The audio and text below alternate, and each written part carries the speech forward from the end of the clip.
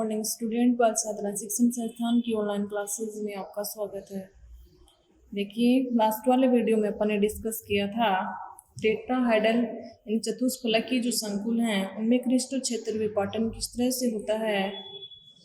चतुष्फलकीय संकुल में क्रिस्टल क्षेत्र विपाटन। देन इसके पश्चात यानी अपन ने स्पेक्ट्रोकेमिकल सीरीज भी पढ़ी थी। एक अपन ने डेल्टा टी और डेल्टा ओ में क्या रिलेशनशिप होता है ये अपन ने पढ़ा था।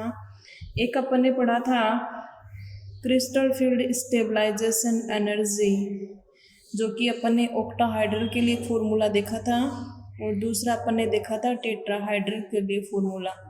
ऑक्टाहाइड्रल के लिए अपन CFSE कैसे कैलकुलेट करते हैं, तो यानी ऑक्टाहाइड्रल के लिए CFSE के लिए मैंने आपको फॉर्मूला बताया था, चाहे डेल ओ के रूप में लिखो चाहे DQ के रूप में लिखो।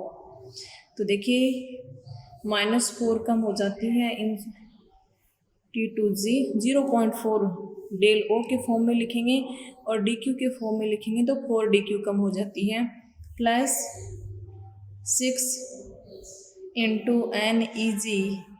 N है total number of electron in EG set या EG ऑर्बिटल, और DQ। और टेट्राहाइड्रल के लिए अपन ने फॉर्मूला देखा था -6 into NT2G plus 4 into NEG और DQ।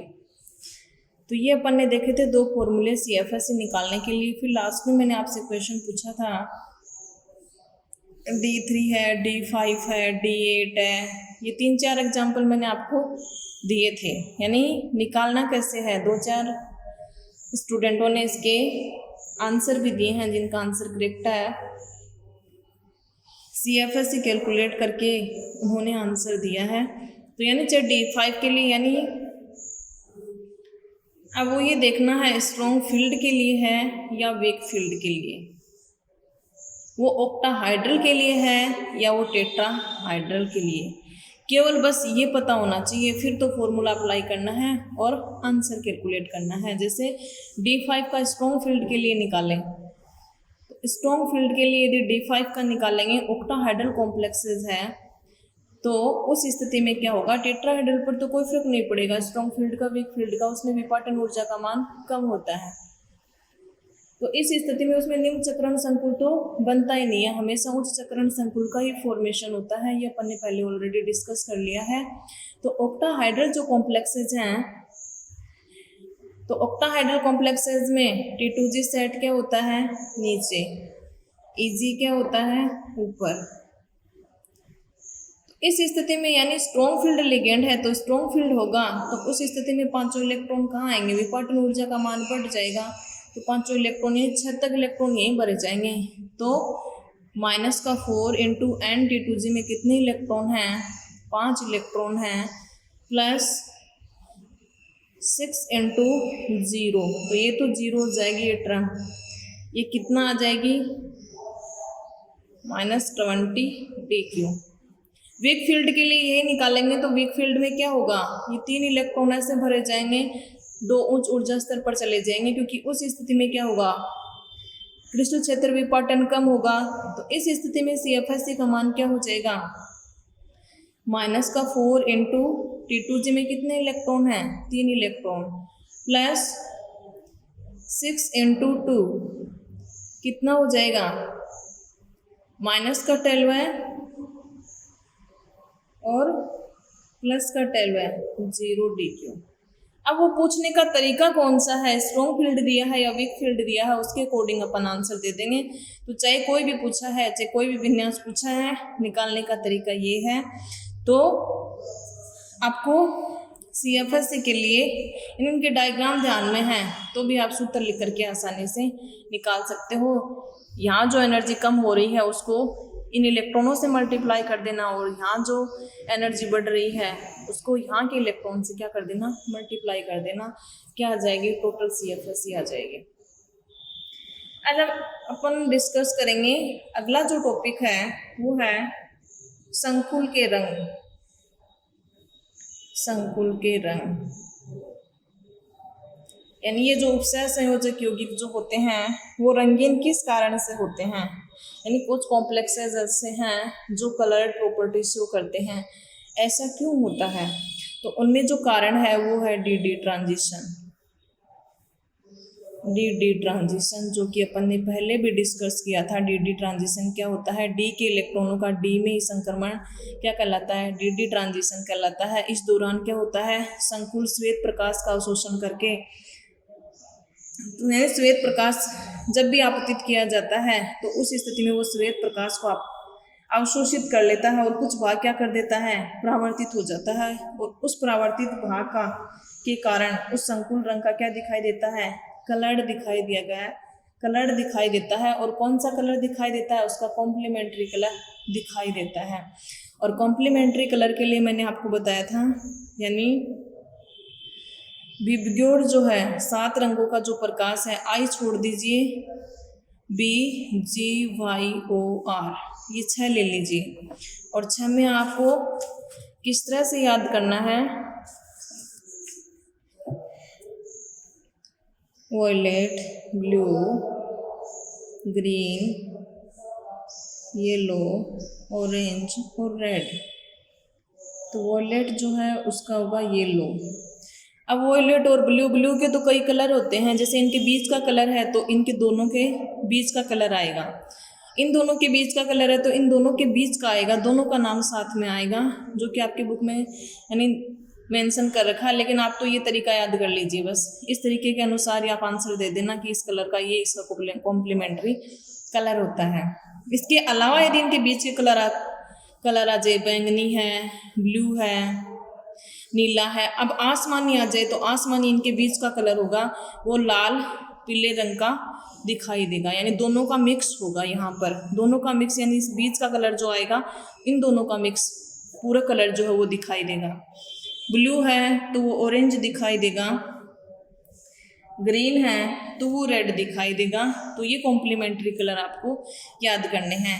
तो यानी उपसर्ग संयोजक यौगिकों के जो संकुल होते हैं वो रंगीन क्यों होते हैं? रंगीन इसलिए होते हैं जब उनके ऊपर सफ़ेद प्रकाश आपतित करवाया जाता है तो कुछ भाग का वो क्या कर लेते हैं? अवशोषण कर लेते हैं। तो उस दौरान कुछ भाग क्या हो जाता है? परावर्तित हो जाता है। और जो भाग परावर्तित होता है उसका यानी अवशोषण किए गए रंग के विपरीत कलर जो है वो उस संकुल का दिखाई देता है। अब CFT कि यदि अपन बात करें, यानी CFT क्रिस्टल फील्ड थ्योरी जो है, इस सिद्धांत के अनुसार ये संकुल यौगिक जो है वो संक्रमण यानी संकुल यौगिक रंगीन क्यों दिखाई देते हैं? इसका कारण क्या है? वो है डी ट्रांजिशन, जो कि अपन ने पहले भी डिस्कस किया था। डी ट्रांजिशन में क्या होता है कि डी ट्रांजिशन के कारण संकुल यौगिक जो होते हैं उनकी प्रकृति रंगीन होती है। इसके आधार पर ही आपको इसका विवरण देना है कि संकुल यौगिक जो होते हैं वो रंगीन प्रकृति के होते हैं, कारण है उसका डी ट्रांजिशन। अब ये डी ट्रांजिशन होता क्या है? इस डी ट्रांजिशन में जैसे CFT के अकॉर्डिंग यदि अपन बात करें तो CFT के अकॉर्डिंग ऑक्टाहाइड्रल कॉम्प्लेक्सेस में अपन ने विपाटन पढ़ा है। डी के 5 कक्षक लिगेंड जो ही संपर्क में आएगा इनकी ऊर्जा उच्च हो जाएगी, फिर इनका विपाटन 2 सेट में हो जाएगा, T2G और EG।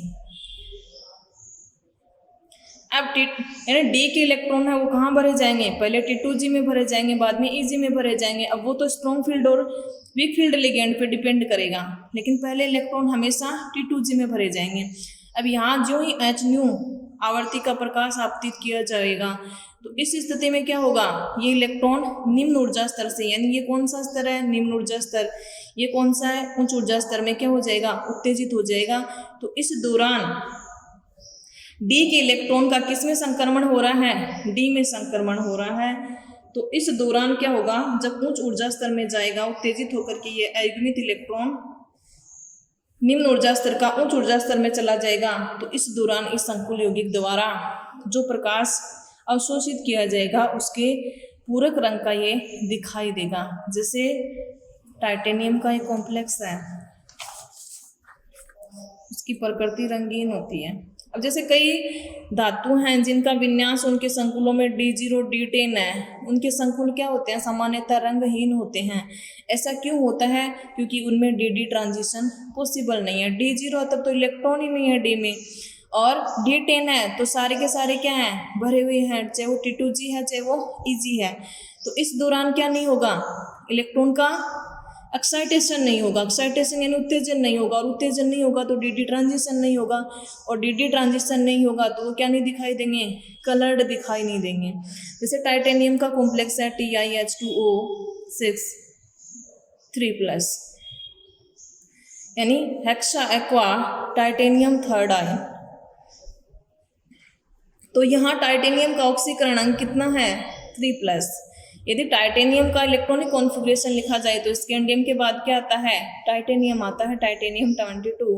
यदि लिखा जाए तो आर्गन 3D2 4s2, ये इसका इलेक्ट्रॉनिक कॉन्फ़िगरेशन हो जाएगा, यानी 18 19 20 और 2 22।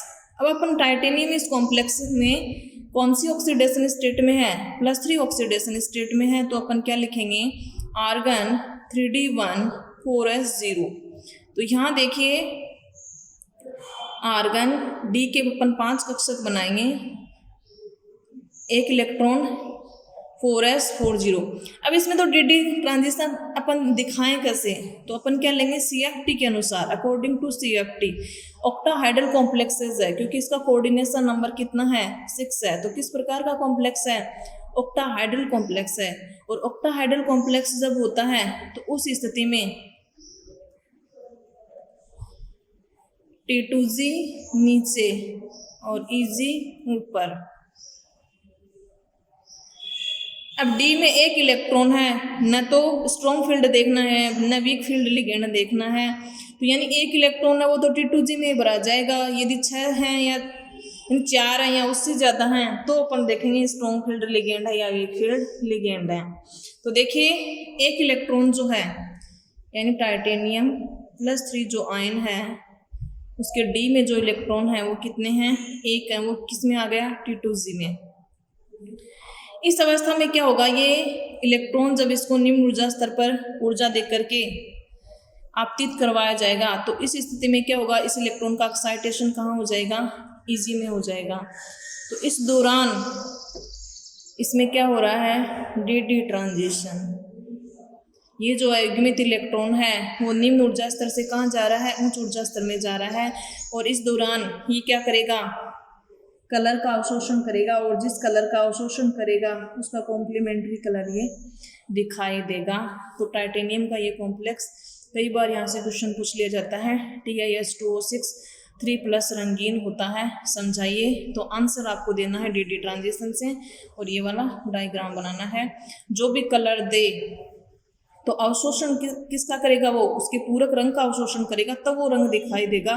तो जो भी कलर इसका दिया हुआ हो उसका कॉम्प्लीमेंट्री कि इसने इस रंग का अवशोषण किया है तो इस दौरान ये इस कलर का दिखाई दिया। कॉम्प्लीमेंट्री कलर कैसे याद करने हैं, वो यदि ब्लू दिखाई दे रहा है तो इसने किस कलर का अवशोषण किया है, ऑरेंज कलर का अवशोषण किया है, तो इस दौरान ये ब्लू कलर का दिखाई देता है। तो ये सारा आपको आंसर में लिखना है। तो ये हो गई संकुल यौगिकों की रंगीन प्रकृति। कारण DD ट्रांजिशन। क्या होता है DD ट्रांजिशन, निम्न ऊर्जा स्तर के इलेक्ट्रॉन का अयुग्मित इलेक्ट्रॉन का उत्तेजित अवस्था में उच्च ऊर्जा स्तर में चले जाना, और इस दौरान प्रकाश का अवशोषण करना, और अवशोषण के कारण फिर कॉम्प्लीमेंट्री कलर शो करना ही क्या है, DD ट्रांजिशन है, जिसके कारण संकुल यौगिक क्या दिखाई देता है, रंगीन दिखाई देता है। अगला जो टॉपिक है वो है उपसह संयोजक यौगिकों का स्थायित्व है। उपसह संयोजक यौगिकों का स्थायित्व है। उपसह संयोजक यौगिकों का स्थायित्व है, यानी कौन सा उपसह संयोजक यौगिक जो है वो ज्यादा स्थायी होगा और कौन सा कम स्थायी होगा। तो अधिकांश संकुल यौगिक जो होते हैं वो स्थायी होते हैं, और परिवर्तनशील ऑक्सीकरण अवस्था होने के कारण, यानी एक ही जो धातु आयन है परिवर्तनशील ऑक्सीकरण अवस्था के कारण, यानी 2 से अधिक प्रकार के संकुल भी बना सकता है। एक में उसका ऑक्सीकरण अंक मान लीजिए +1 है, दूसरे में +2 भी हो सकता है, चाहे वो कॉपर है।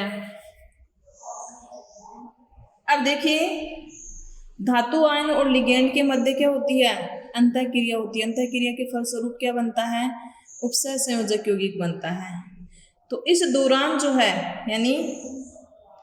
यानी एक धातु आयन है, केंद्रीय धातु आयन को यदि अपन N से रिप्रेजेंट करें, इसके ऊपर मान लीजिए पॉजिटिव चार्ज है, X प्लस मान लीजिए चाहे A प्लस मान लीजिए, उसके पास N लिगेंड उसके संपर्क में आते हैं। N यहाँ पर 4 भी हो सकता है, 6 भी हो सकता है। N यहाँ पर है नंबर ऑफ लिगेंड। इसके ऊपर क्या है, नेगेटिव चार्ज, चाहे वो B माइनस कर दीजिए, चाहे कुछ भी ले लीजिए, आपकी मर्जी है। दोनों जब क्रिया करेंगे तो किसका फॉर्मेशन होगा, उपसर्ग संयोजक यौगिक का फॉर्मेशन होगा। केंद्रीय धातु आयन M, उसके साथ लिगेंड जुड़े हुए हैं Ln। Ln का मतलब उसका नंबर ऑफ लिगेंड, चाहे वो L4 है चाहे L6 है। ये उपसर्ग संयोजक यौगिक बन गया। और इस दौरान इसके ऊपर क्या आ जाएगा, चार्ज आ जाएगा। मान लीजिए X प्लस आ गया, या कोई भी मान लीजिए Y प्लस आ गया। हो सकता है किसी कॉम्प्लेक्स में चार्ज नहीं भी हो, चाहे किसी में नेगेटिव भी हो, तो वो किसी भी तरीके से हो सकता है। ठीक है, जरूरी नहीं है यहाँ पर पॉजिटिव ही हो इसके ऊपर चार्ज, या नेगेटिव ही हो, नहीं भी हो सकता है, न्यूट्रल भी हो सकता है। यानी इस तरह से केंद्रीय धातु आयन और लिगेंड के मध्य जब अंतः क्रिया होती है तो उस स्थिति में उपसर्ग संयोजक यौगिक का फॉर्मेशन होता है। और बनने वाला उपसर्ग संयोजक यौगिक क्या होता है, स्थायी होता है, क्योंकि धातु आयन और लिगेंड के मध्य स्थिर वैद्युताकर्षण बल कार्यरत होता है। यानी धातु आयन पर क्या होता है, पॉजिटिव चार्ज, और लिगेंड पर क्या होता है, नेगेटिव चार्ज। तो इस स्थिति में कौन सा बल कार्यरत होता है, स्थिर वैद्युताकर्षण बल कार्यरत होता है। तो देखिए अब द्रव्यानुपातिक क्रिया नियम के अनुसार यदि अपन लिखें तो द्रव्यानुपातिक क्रिया का नियम क्या होता है, इस अभिक्रिया के लिए मान लीजिए अपन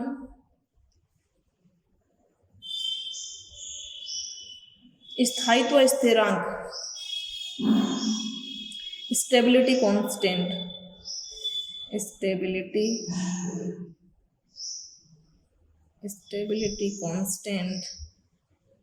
स्टेबिलिटी का अपन ने एस ले लिया। जैसे अपन ने एसिड का लिया था ना Ka वियोजन स्थिरांक, और बेस का क्षार का अपन ने Kb लिया था।